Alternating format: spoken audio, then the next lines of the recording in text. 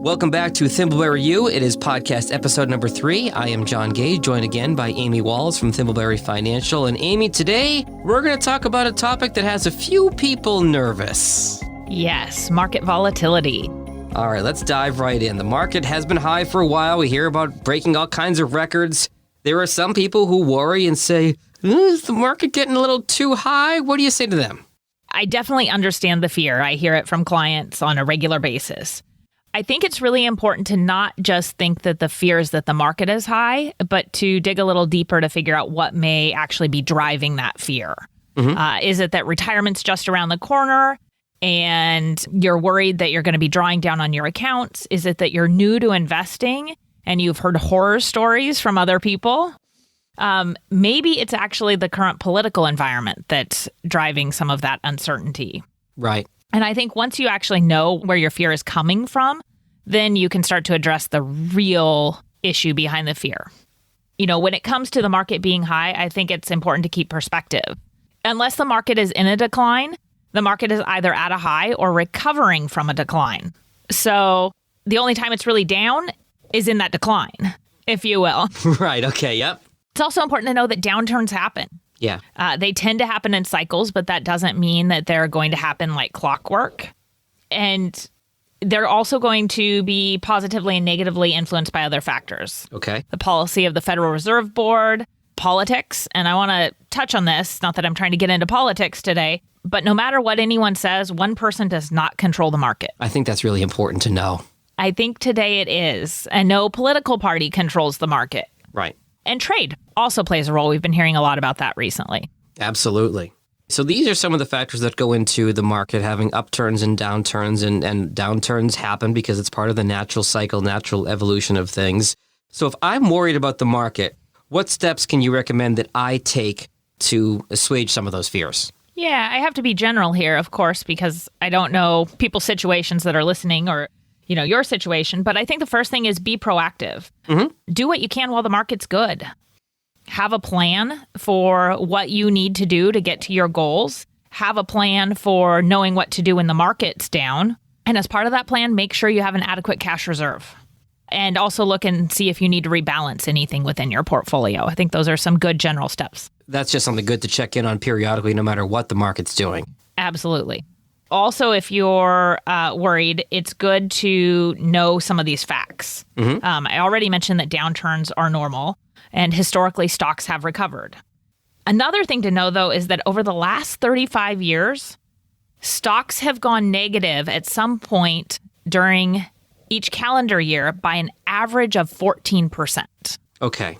Meaning initially they may have been up and they dropped 14%. Okay. 80% of the time, they still ended the year positive. That is so important to know. And I want to stop down on this point for a second, Amy, because yes, stocks are going to have some lows and there's going to be some valleys as well as the peaks. But for the most part, like you said, 80% of the time, even if they do take that big dip, and a 14% dip can be frightening, but 80% of the time at the end of the year, they're still net up. And that is so important to emphasize. Yes. And it's also important to keep in mind that's over 35 years. Yeah. So I think the takeaway there is that volatility is the norm, and don't be scared by, normal movement. I think it's also important to note that timing the market, getting in and out doesn't really work. We'd all love to believe it does work, but you have to get lucky twice. You have to get lucky at the time you get out, and you have to get lucky at the time you get back in. Yeah. And a lot of people worry about what they're going to lose if the market goes down if they don't get out. But there's a flip side to that. And that is, what might you not gain if you're out of the market at the wrong time? I've heard from so many people, Amy, that, the crash that we had about a decade ago, that there are so many people who, if they just wrote it out, they made their money back a lot faster than the people who panicked and got out and tried to get back in at just the right time. Yes. If you think about that curve like a U, and where you get out, maybe fairly far down that U, right, on that slope on the left-hand side. But if you get back in at a higher point on the right side of the curve, well, then you lost money. Yeah. So when I talked about being out of the market being a problem, if you invested $10,000 on January 1, 1980, then January 1, 2019, you would have approximately $650,000. Nice. Yep.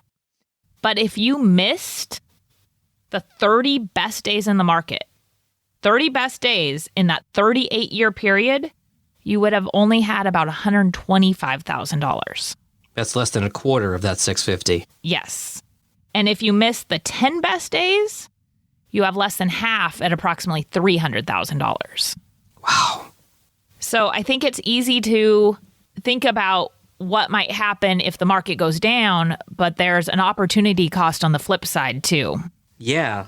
I'm just digesting what you just said, Amy. So you're saying January 1st, 1980, which is a very important year to me because it's the year I was born. But so over the course of my lifetime, my entire lifetime and then some, if you missed the best 10 days in the market, you are going to have less than half of if you just stayed invested and ridden all the highs and lows. Yes.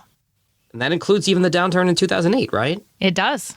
Yep. It includes all of those. 87, 08, 09, all of these downturns, missing the best days is way worse than being there for the bad days. It is.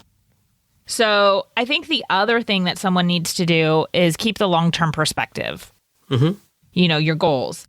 Keep perspective on what your goals are and remember what we control and influence. Mm-hmm. And focus on that and what you can do. You know, a lot of people love to watch the marketainment shows, if you will. I like that word. Okay. I mean, that's what they are. They are entertainment. They have one purpose, and that is to grab your attention so that you will tune in. Well, if they're talking about the markets going down and the fear the markets are going down, they've got your attention. And the reason that they are trying to get your attention and get you to tune in is because that sells advertising dollars. As a journalism major in college, there is an old journalism cliche of if it bleeds, it leads. If there's something shocking, if somebody's dead or injured or there's property damage, those are always the big shows because those are what gets people's attention. So it's so important to remember that a lot of these shows, the goal is not to keep you adequately financially informed because, well, that's boring. The idea is to scare the you-know-what out of you so that you immediately drawn to that show or that host, and so are the advertisers because where the ratings come, the revenue follows. Absolutely. And so they also don't give you any context for the information they're giving. How does that apply to you? I absolutely recommend people tune out of that. I think the other thing someone could do is set their statements aside for a little bit.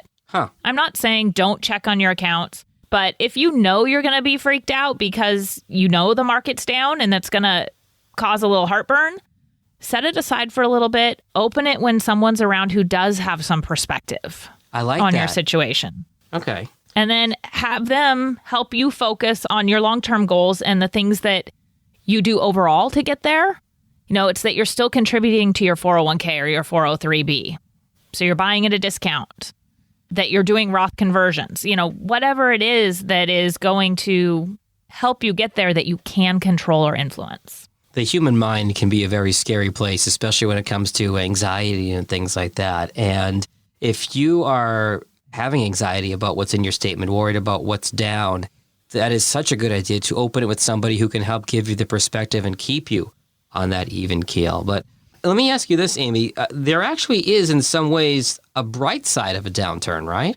There is. You know, not to be flippant, but one of the things is just that it's over. I mean, right now, you know, they typically happen in 6 to 8 year cycles, and we're well overdue. And for a lot of people, just having it be here would help because it's hard to live in limbo.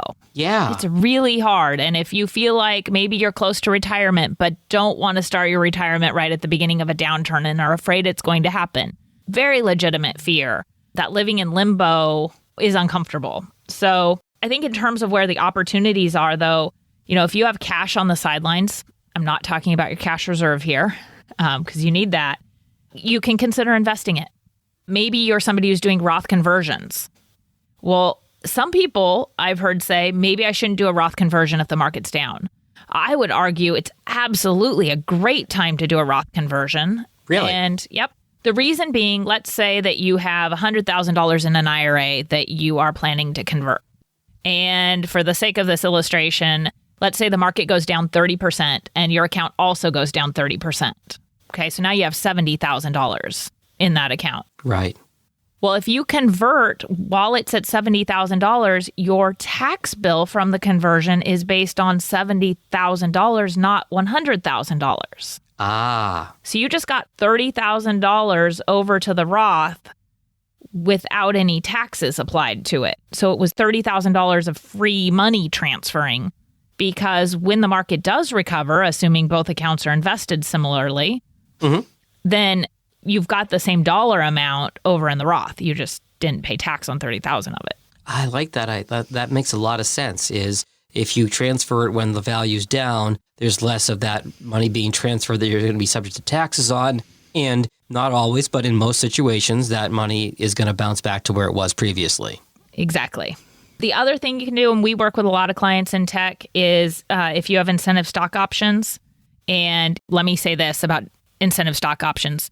I'm not talking about a disqualifying disposition. So there's some rules you have to follow here.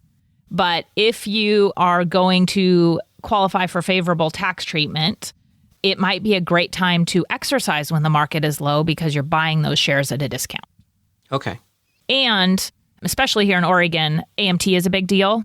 While you aren't taxed when you exercise, it is a triggering event for alternative minimum tax. And so by doing that at a discount, you've also potentially eliminated the AMT bill. Got it. All right. So, Amy, this is such a third rail, so I know we both want to be careful here and not alien anybody. But you mentioned politics earlier. How does what's going on currently in the current administration play a role in the economy? You said that no one person has the ability to change the entire economy. But in terms of where we are now and those that are in the administration collectively, what role are they as a group going to play? Yeah, definitely a loaded question, and I'm going to stick with generalities on this topic. Sure. And I'm also going to say I don't make predictions about the market. Mm-hmm. That said, before the 2016 election, I shared with my clients that it was likely we'd experience a bear market before the 2020 election, and that whoever was elected might influence that bear market, but they would not control it. Again, control and influence, very important. And that also goes for ups and downs. They influence it, not control, but they also influence both ups and downs, not just ups. I think that's important. Fair enough. So I also live in Portland, Oregon, and here in the Pacific Northwest and in Portland, we kind of have a unique culture. We've all heard of Portlandia. And one of the things I've noticed is that it's very easy to forget that our culture is not the norm. I can absolutely relate to that. In my former life as a radio DJ, I started my career in Burlington, Vermont, and then I came to Detroit, Michigan, and then I went down to New Orleans, Louisiana, and then I came back to Detroit. Very different perspectives and lifestyles in each place. There's a big difference between snow in one place and crawfish in another. Absolutely. So you have to keep in mind how your view might be skewed given the culture of the area you live in. And I think that's also true online too, Amy, because the way these algorithms and a lot of the social media work is we generally see posts from people that we agree with, no matter which side of the aisle that you're on. It's easy to get into what they call the echo chamber because you're voicing opinions, whether it's online or with your friends. Yeah, you know what? I feel that way too. And you tend to forget that there are people who have many, many, many different perspectives. Absolutely. My daughter, she's 11, and this summer she read the Hunger Games series. Yeah. And I think it's a good example. And I'm not saying that what happens in the Hunger Games is okay. Let me say that. Good disclaimer. I think it's a good example because to much of the Capitol and the people in the Capitol, their behavior was a norm. Now, to people reading the book, including my daughter, she thought it was crazy. Yeah. That, these... I can't remember what the districts, that their children are being sent to the Hunger Games. But they thought that was normal and it made sense to them. We have to question those things, of course, but that's an example of this culture. So I also think with culture, It's important to realize that fear often causes us to want to blame or find a scapegoat. Yes.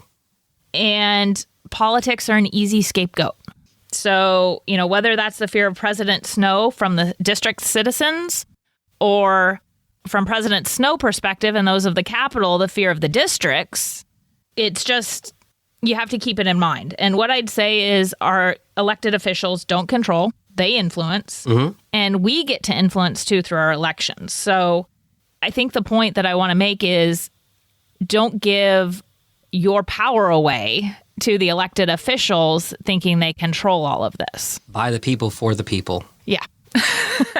So as we wrap up today, Amy, talking about market volatility, any final thoughts? Yeah, I think going back to my theme that I seem to have of control and influence, I think remember what your plan is and remember the things that you can control in that plan and what you can influence in that plan, and know that some things are just outside of your control and influence. So focus on what you can do. What is that prayer about? Give me the power to know what I can control and not worry about the things that I can't. I'm paraphrasing here. I can't remember the exact phrasing, but yeah, know what you can control it, and don't freak out about the things that you can't. Yep, absolutely. And if you aren't certain about your plan, you're not sure it really works, get a second opinion. And also know your action items for when there is a downturn. Be ready to act on those opportunities that may be there for you. I also think if you're worried, talk to your advisor. They know your situation. Yeah. An advisor adds 2 to 3% to your overall net worth on an annual basis by knowing you and getting you to do the right thing. I love that number. Okay, that's huge. Yep, this comes from Vanguard and their research around Advisor Alpha. So know that they are helping you by getting you to do the right thing. And tune out on those marketainment shows. Turn them off. Please. Yes. Watch a cartoon instead, or flip the game on. Do something else. Absolutely. Anything but watch those, because their goal is to make you scared and get you to tune back in the next day. That is so, so important. I don't care what side of the aisle you're on. It's true. They want to get you. They want to suck you in. They want to create an emotion out of you, which will then get you to watch more. Then they laugh all the way to the bank. Talk to your advisor. Don't talk to the flat screen on your wall. Absolutely. The flat screen does not know you. The wall you should be speaking to is Amy Walls at Thimbleberry Financial. And what are the best ways to get a hold of you, Amy? Give us a call at 503-610-6510 or check us out at www.thimbleberryfinancial.com. Thanks, Amy. We'll talk to you next time. Thanks. Sounds good.